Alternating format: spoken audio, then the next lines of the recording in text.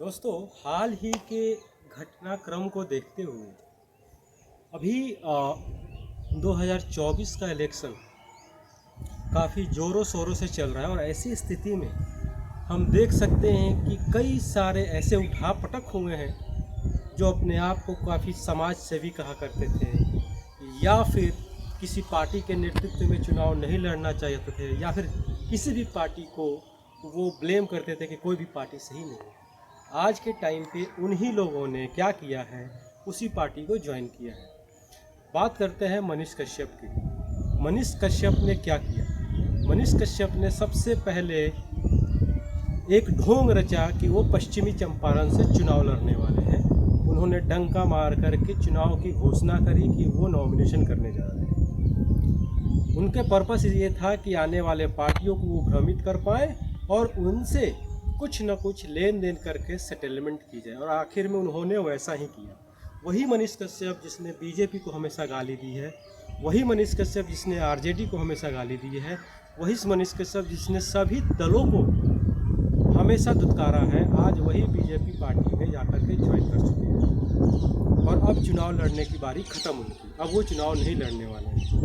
तो जब इन पार्टी को नुमाइंदों का इन पार्टियों में ही जब काम करना है, इन्हीं के झंडे को जब ढो करके चलना है, तो समाज के सामने, लोगों के सामने या लोगों की उम्मीदों से क्यों खेल करना। इसी प्रकार अगर हम बात करें काराकट के लोकसभा क्षेत्र से, जहाँ पे उपेंद्र कुशवाहा एनडीए समर्थित प्रत्याशी हैं, वहीं पे पवन सिंह ने बीजेपी के अगेंस्ट अलायंस, बीजेपी ने इनको आसनसोल से टिकट भी दिया था। वहाँ पर इन्होंने मना करने के बाद फिर निर्दलीय उम्मीदवार के पक्ष में जा कर के ये काराकाट से चुनाव लड़ रहे हैं एज ए निर्दलीय प्रत्याशी। लेकिन हम सबको ये समझना होगा कि आने वाले टाइम में अगर पवन सिंह विजयी होते हैं और अच्छे खासे उनके फैन फॉलोइंग है, क्योंकि वो एक गायक हैं और लोकप्रिय गायक हैं भोजपुरी इंडस्ट्रीज़ के, तो ऐसे में अगर वो विजयी होते भी हैं तो आप एक निश्चित तौर पे लिख लीजिए कि वो फिर से एक बार जा कर के भाजपा के गोद में बैठ जाएंगे। ये कहीं ना कहीं षड्यंत्र है, एक राजनीति है जनता को भ्रमित करने का। तीसरी पॉइंट पे मैं आता हूँ, वित्त रहित शिक्षकों के बारे में बात करने की कोशिश करूँगा। वित्त रहित शिक्षकों का कई जगह मैंने देखा, उनके पोस्ट देखे, उनके पेपर में कुछ वक्तव्य आए थे प्रवक्ता की तरफ से, वो मैंने देखा कि हम वोटिंग नहीं करेंगे।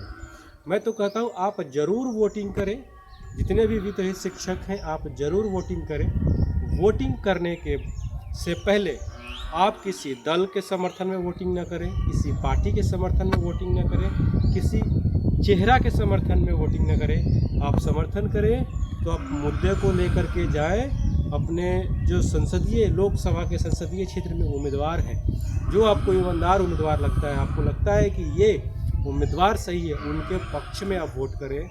ये आपके लिए भी फ़ायदेमंद है और आपके क्षेत्र के विकास के लिए भी फ़ायदेमंद है, क्योंकि अभी तक नोटा का विश्लेषण कहीं नहीं देखा गया। अगर आप नोटा भी प्रेस करते हैं तो एक काउंट में गिनती में आ जाता है कि इतने लोगों ने नोटा का उपयोग किया है, लेकिन आज तक नोटा के वोटिंग में जितने लोगों ने किया उसका फर्दर कोर्स ऑफ एक्शन क्या है अभी तक क्लियर नहीं है।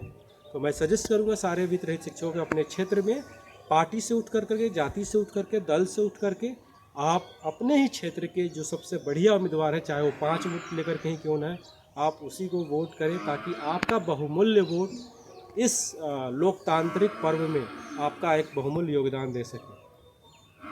सो दोस्तों, मैं एक बार फिर सभी से कहना चाहूँगा कि चुनाव आते रहेंगे, चुनाव जाते रहेंगे, भाईचारा बनी रहनी चाहिए। किसी जाति के नाम पर, किसी दल के नाम पर, किसी भी तरीके का